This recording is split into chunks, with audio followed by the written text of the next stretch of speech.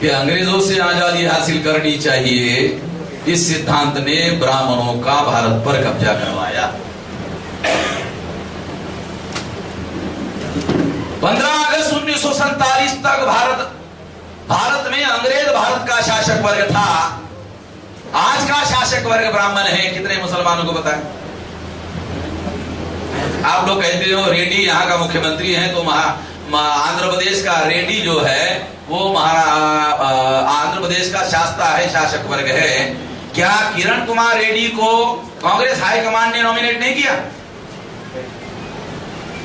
कितने लोगों को यह समझ में आता है कि नॉमिनेटेड रिप्रेजेंटेटिव और रियल रिप्रेजेंटेटिव में डिफरेंस होता है? अगर कांग्रेस ब्राह्मणों की तंजीम है और ब्राह्मणों का हाईकमांड आंध्र प्रदेश के मुख्यमंत्री को नॉमिनेट करता है और रेड्डी को नॉमिनेट करता है, and those who nominate, power जो नॉमिनेट करता है उसकी है, जिसको नॉमिनेट किया जाता है उसकी पावर नहीं है। जिसने उसको नॉमिनेट किया उसके मर्जी पर वो मुख्यमंत्री है और उसके मर्जी पर जब चाहे तब तक रहेगा और उसके बाद उसको बदला जा सकता है। इसका क्या मतलब है?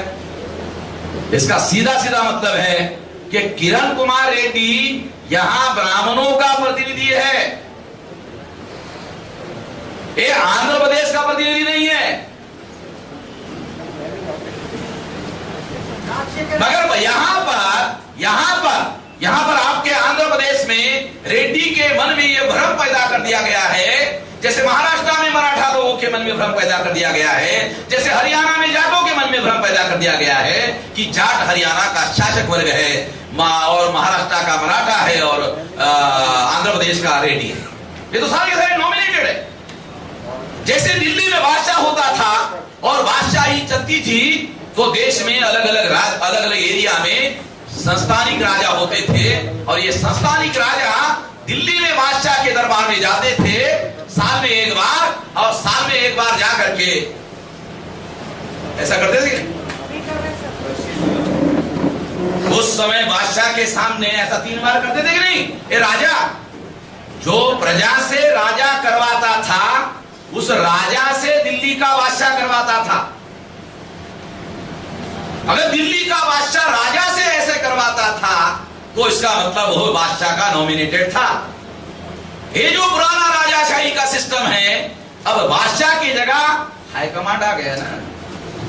बताओ कोई चीज हो गया? पहले बादशाह होता था, अब बादशाह का नाम है हाईकमांड। हाईकमांड कौन है कांग्रेस का? पहला नंबर का हाईकमांड सोनिया जी, अब दूसरा नंबर राहुल जी, अब तीसरा कोई है ही नहीं। ये आज की विश्लेषण करके मैं आज की बातों को आप लोगों को समझाना चाहता हूं ताकि बातों को समझा जा सके।